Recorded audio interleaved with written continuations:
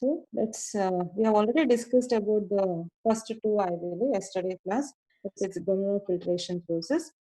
So as I told, the important point to be remembered is it's unidirectional process which happens at the glomerular level. That is nephron, the beginning, first step which happens.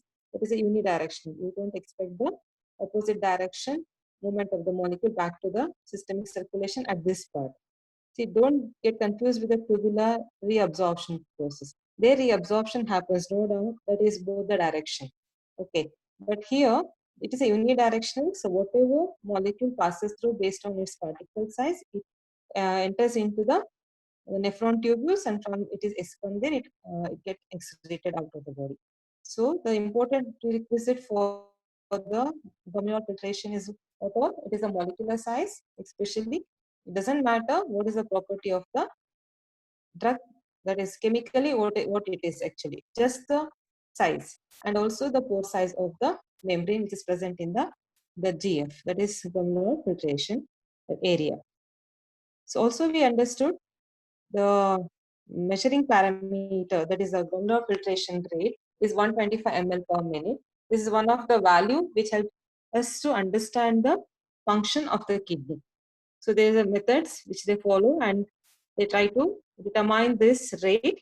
And if depending on the high or the low, they get an idea what is get an indirect idea that there is something issue with the kidney. So also we got to know that though there is 180 liter of fluid is getting filtered every day, but on an average it is 1 to 1.5 liter, which is actually comes out of the body in the form of urine, because the 99% of the fluid gets reabsorbed by the tubular reabsorption process. So factors, very important factors which affects the glomerular filtration process is the physical property of the drug molecule, the surface area of that GF, and the permeability of the filtration membrane, that is your glomerular filtration membrane, and the shape also. Even I told you many times there are exceptional examples like drug molecules which are present, or any molecule which will be present which is high in molecular weight, but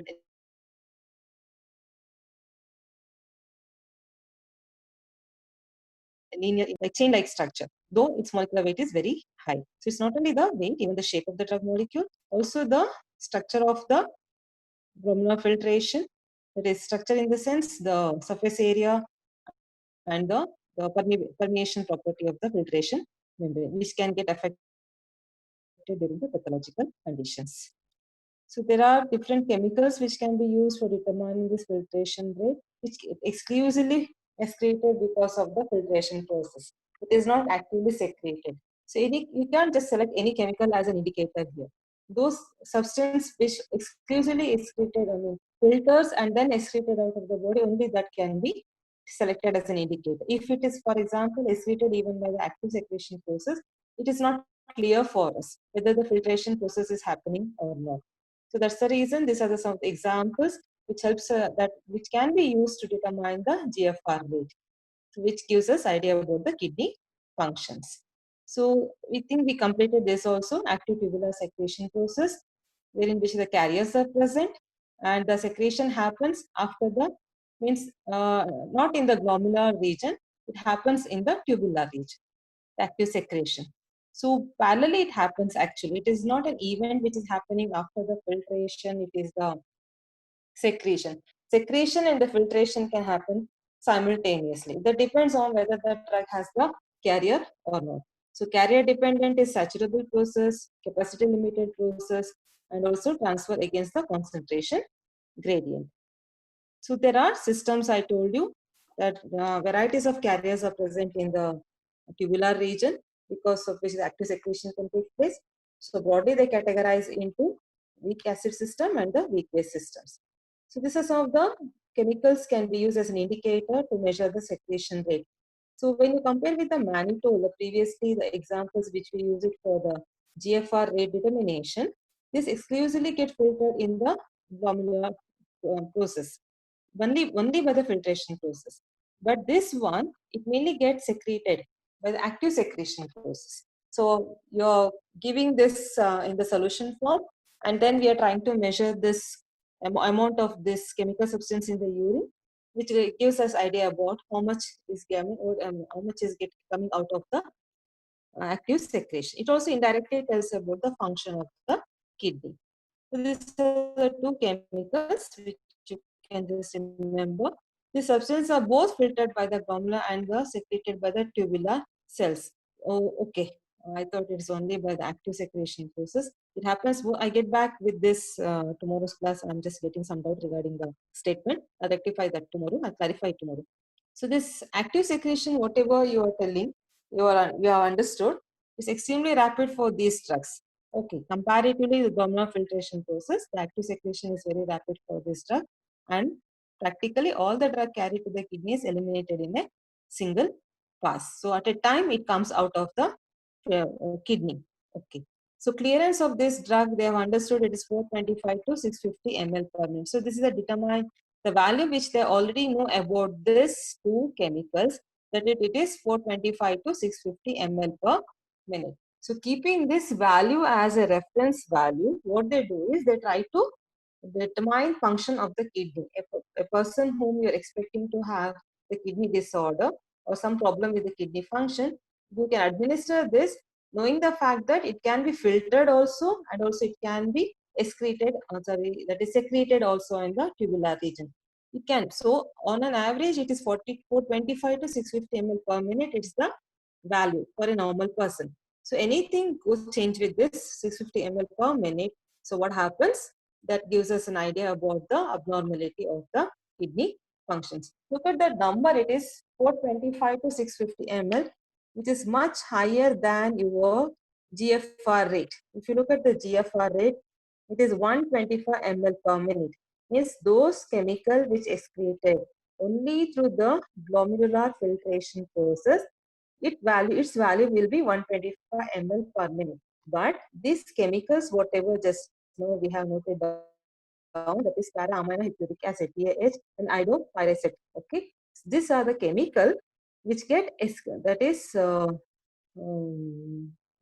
through the kidney by both the process. One is the GF process, another one is the tubular secretion process. That's the reason the value of this chemical is 425 to 650 ml. So this can also be used as an indicator for assessing the function of the kidney. So keeping in mind that the chemical, if you use mannitol, the value is 125 is a reference value.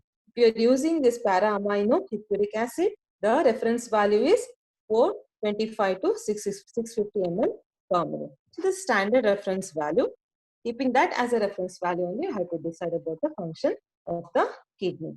So now this, when the drug binds to the plasma protein binding, so we are trying to understand the active secretion process for those drugs which is bounded with the protein. See, same drug bonded to the protein, when you talk about the GF process, so what we understood was the protein bonded drug bonded protein are higher in size, so it cannot easily filter out. So, but exceptionals you can see here, when the penicillin binds to the protein, though its molecular weight is increased, it may not get filtered in the GF, but it can be easily secreted by the active secretion process, even though it is bonded to the protein. So that's the reason, even though the drug is bonded to the protein, that is penicillin bonded to the protein, its T half is decreased.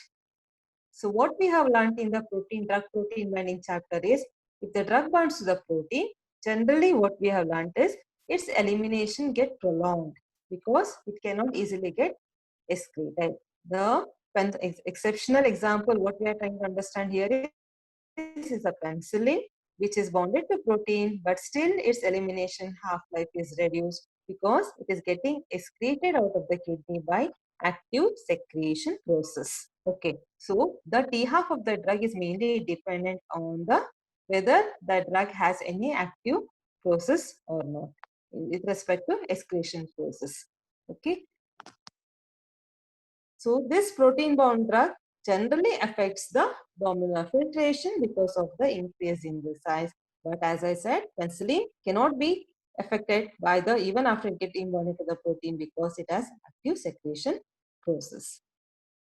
So this term, that is ERPF is nothing but the effective renal plasma flow. So next one is the tubular reabsorption process. So reabsorption is very important process which happens, which helps us to maintain our fluid volume in the body. If this reabsorption doesn't happen, we would have lost too much of fluid from our body. So that's the reason even the reabsorption is a very important step which happens in the kidney. So tubular reabsorption takes place along the entire the tubule part of except the glomerular region. No? So that entire part, whatever Henle, loop of Henle, all that region is the tubule part. So it takes place all along the renal tubule. Okay, it can be both the active or the passive process. Okay, passive means the normal passive process, and active means carriers are involved. So you are not using the word as secretion. Active secretion is different, where the drug is moving from, the molecule is moving from blood to the urine. Okay, but in case of reabsorption, the molecules are moving in the either other direction, and even the fluid is moving in the other direction, where the fluid where from the tubule part it is entering into the systemic circulation, the back. So even that can be an active or a passive depending on the carriers present in the tubules. So because of this, many of the drug, there is a chance that because of this reabsorption, the T half of the drug might get prolonged. Though it getting excreted, filtered off through the GF, or maybe active secretion is happening, and due to some reason, if it is getting reabsorbed back into the tubule, there is a chance that the T half of the drug might increase because the drug is coming back to the systemic circulation. Okay, so reabsorption can happen because of many reasons. We'll slowly understand that reasons in the future in later slides.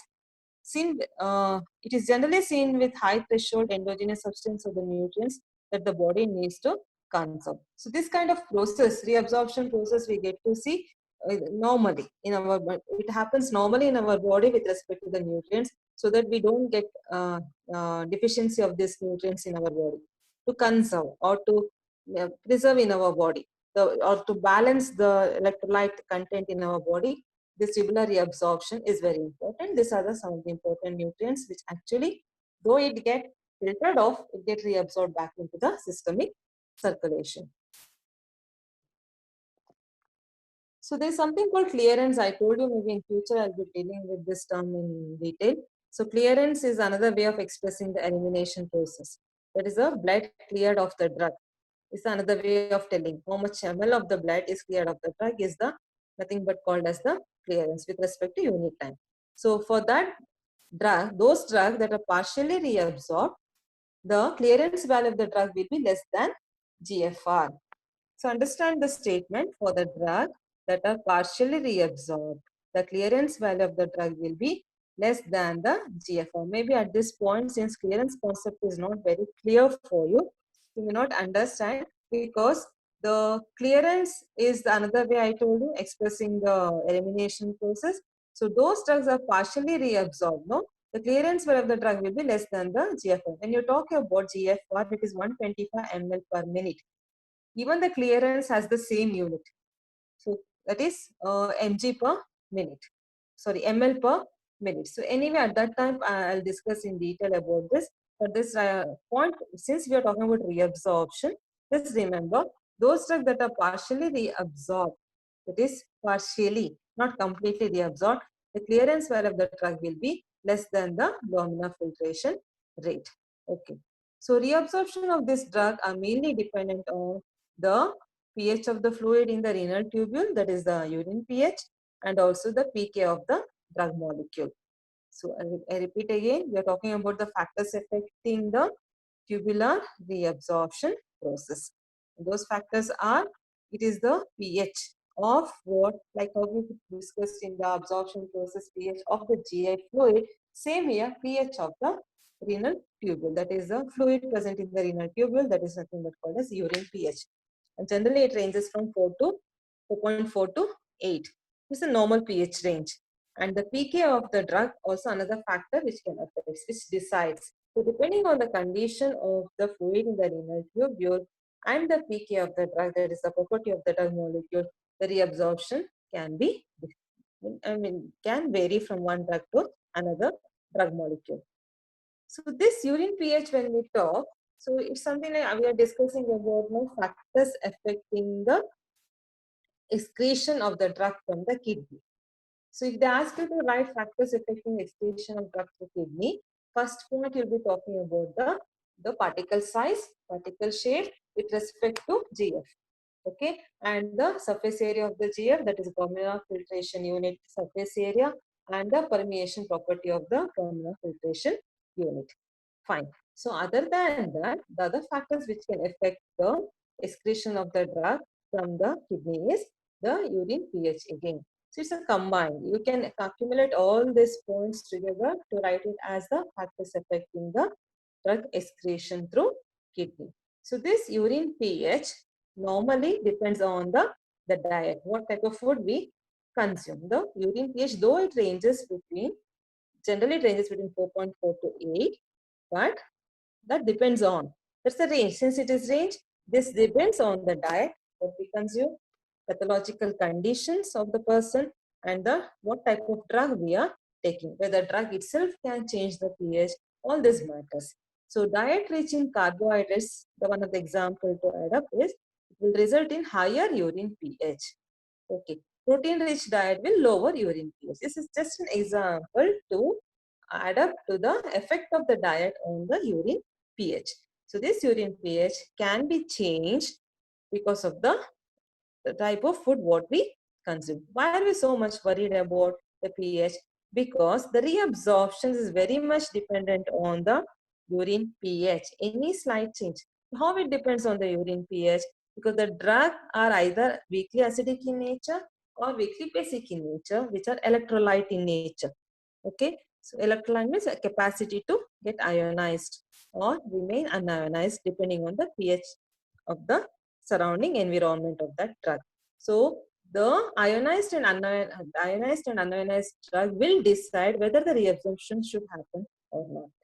So that's the reason urine pH has to be kept in mind, and how it is getting changed also we should have idea, so that we can take care of unnecessary reabsorption which might happen with some of the drug which is not desirable. See, reabsorption of the, that is tubular reabsorption, tubular reabsorption might be an important process, but many times the same reabsorption which is happening to some of the drug molecule may be dangerous.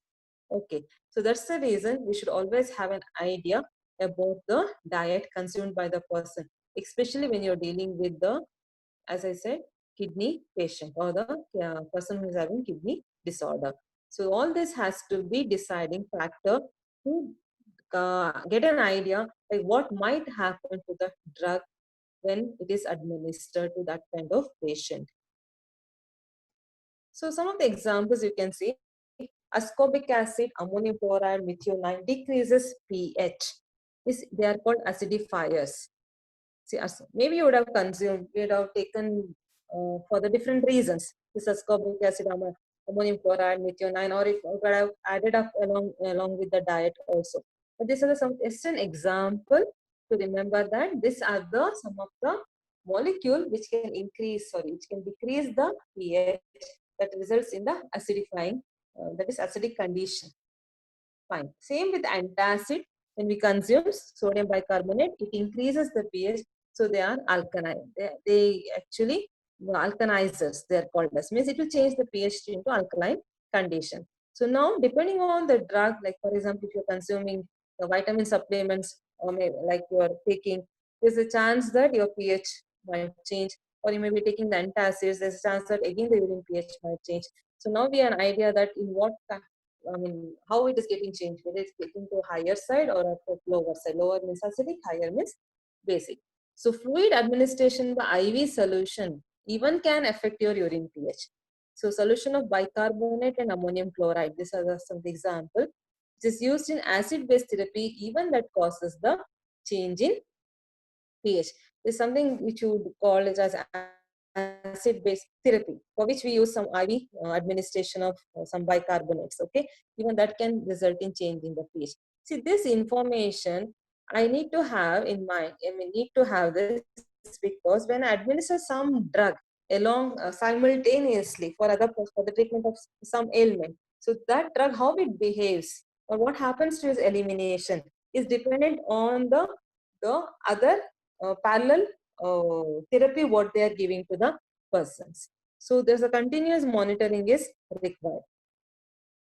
Look at the other examples. So just previously, we got an idea.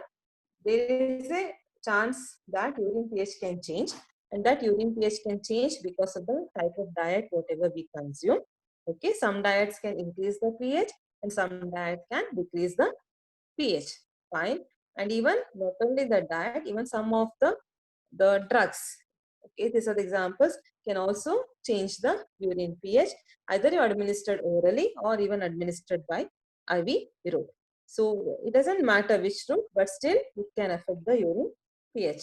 So this is some example we are understanding. Amphetamine, which is a weak base, okay, will be reabsorbed in the urine pH when it is made alkaline, and more lipid soluble non-ionized species are formed. Why it is getting reabsorbed? Because it is a weak base, and if the urine pH is made alkaline, it remains in the unionized form. Weak base, it remains in the unionized form. So because of which what happens, the reabsorption takes place. So amphetamine enters back into the blood circulation. So acidification of the urine will cause the amphetamine to become more ionized because of the ionization process. So what happens when it is getting ionized? The reabsorption doesn't happen. Okay, so salt form is more water soluble and less likely to be reabsorbed and excreted into urine quickly. For example, I already administered this drug amphetamine, but due to some reason I want this drug to be eliminated faster. I don't want that drug to be retained in the body for longer duration of the time. I can modify the urine of the pH of the urine, but not the other way, but co-administrating some of the substance like bicarbonate or any other agent which can change the pH of the urine, and I can make the elimination of that another drug to happen faster. So amphetamine, we know the fact that it gets reabsorbed because of the unionized form of the drug in the urine pH. So what we do is we try to bring down the pH of the urine by co-administering some other chemical which can modify the urine pH to the lower side, and now I can make the amphetamine to get excreted faster. So that's how we can modify the excretion of the drug by changing the urine pH if it is actually getting reabsorbed. So another example is salicylic acid, which is a weak acid. Previously it was amphetamine, which is a weak base, and the same thing, salicylic acid is a weak acid, and acidification of the urine causes the greater reabsorption of the drug in this case again. So alkalization of urine causes more rapid excretion of the salicylic acid. So converting into alkalization results in the more reabsorption. Acidification results in the greater. So I think I told it reverse. Salicylic acid, alkalization of the urine causes more rapid excretion of the salicylic acid because it is in the ionized form, and the same in the uh, normal urine pH, that is during the acid, because of the acidic condition, there is a chance that the reabsorption of the drug can happen. So this is just an example for you to remember. The change in the urine pH can affect the absorption of some of the drug. So rate of next factor is the rate of urine flow. It also affects the reabsorption process. We are just slowly understanding the factors affecting the excretion process, and particularly to the reabsorption process. In that, the first factor is the urine pH, and that urine pH is indirectly affected by the diet, pathological condition, and the type of drug intake. And now, another factor which can affect the reabsorption process is the rate of urine flow.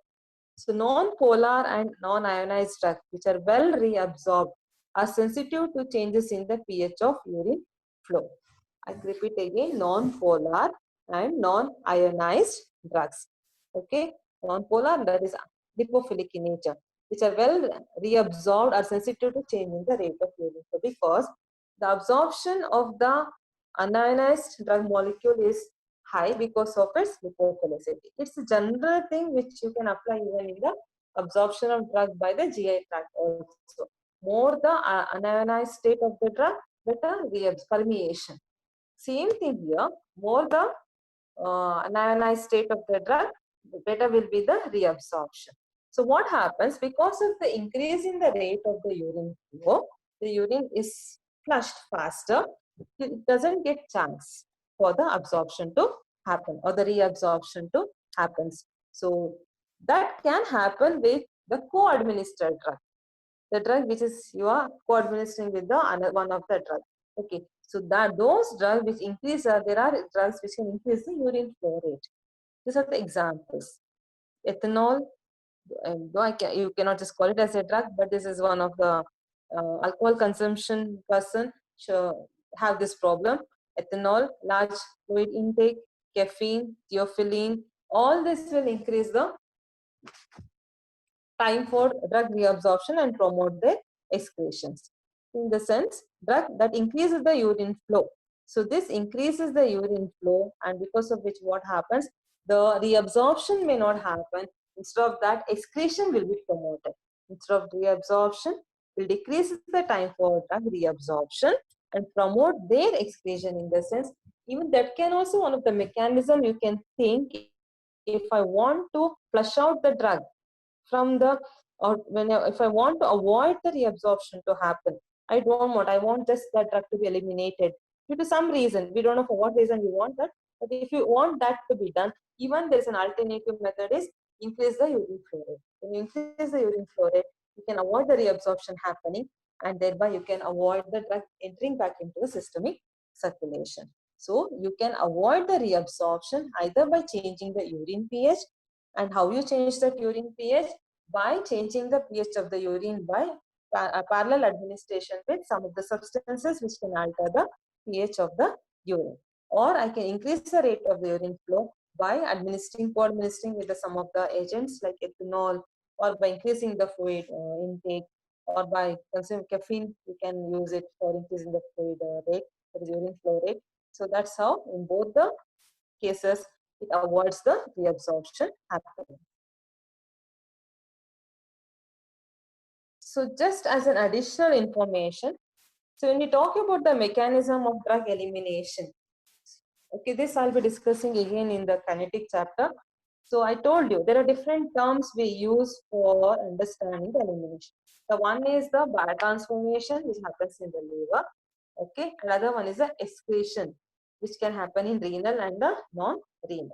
Okay, now I can express this process differently. So rate of drug elimination may be expressed in several ways, or it can be quantified using the concept of something called as a drug clearance. So mechanism of the drug elimination are complex, but collectively drug elimination from the body may be quantified using the concept of drug clearance. Okay, write it as quantified here. Okay, drug clearance. So when I want to express quantitatively, okay, qualitatively I'm telling it is getting metabolized or it getting excreted through kidney, fine.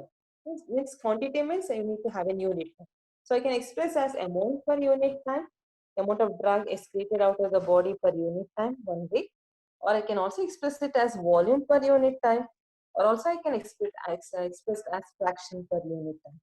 I repeat, the three way of expressing the elimination of the drug out of the body is amount per unit time, volume per unit time, and fraction per unit time. Just observe this diagram. This is called as a compartment model diagram.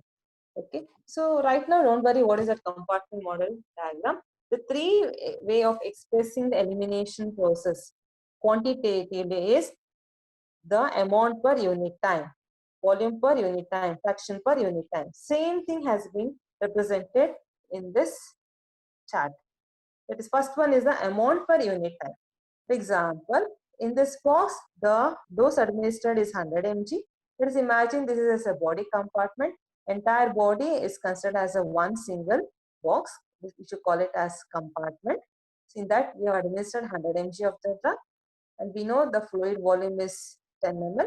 This is only the representative number, not matching with your real body fluid volume. So now, the concentration of that. Okay, I think we have discussed in the distribution chapter to make you understand what is the effect of the tissue present in the compartment. How does the volume of distribution values vary because of the distribution of the drug to the tissue. Same way here also, it's a fluid compartment. So volume is 10 ml, concentration is 10 mg per ml. Now I can express this elimination as amount eliminated per minute. Means 10 mg of the drug is coming out of the body, getting eliminated out of the body in unit time. That's called 10 mg per minute. The other way of expressing same thing, but I'm expressing in the volume approach it is called as. Volume eliminated per minute it is. How much volume is eliminated here? It is 1 ml is coming out. How much drug is present in that 1 ml? 10 mg of the drug is present in that 1 ml. So first approach what I did was called as a mass approach. I expressed it as 10 mg per minute. Because 1 ml is coming out. Instead of telling 1 ml, I'm telling 10 mg is coming out in a unit time. But in the volume way, expression way, I'm telling instead of 10 mg, I'm using the value 1 ml per minute, and this is what called as clearance. The volume approach is nothing but called as the clearance. So kinetic, when you try to understand the kinetics of the drug, there we can either express it in the mass approach way, or you can express the elimination as a volume approach. And look at the last one, it's in the fraction. Okay, fraction is like how many parts is coming out. That is one part. That is the 10 ml is the 10 parts. Among the 10 parts, how many part is coming? There is 1 ml is coming out. 1 ml is coming out means among the 10 parts of 10 ml, 1 ml is one part. So 1 part by 10 per minute is the fraction approach. So this is just the different way of expressing the elimination process happening in the body. It doesn't matter which way the elimination is happening. I can express either of this. So clearance is one of the well accepted kinetic approach. It talks about the removal of the drug from the systemic circulation with respect to volume approach per unit time. So volume of body fluid cleared of drug in unit time is called as clearance. Volume of body fluid cleared of drug in unit time is called as clearance. So anyway, I'm repeating this point later on also. So just before winding up this excretion chapter, I just wanted to tell you about briefly the quantitative expression of the elimination process.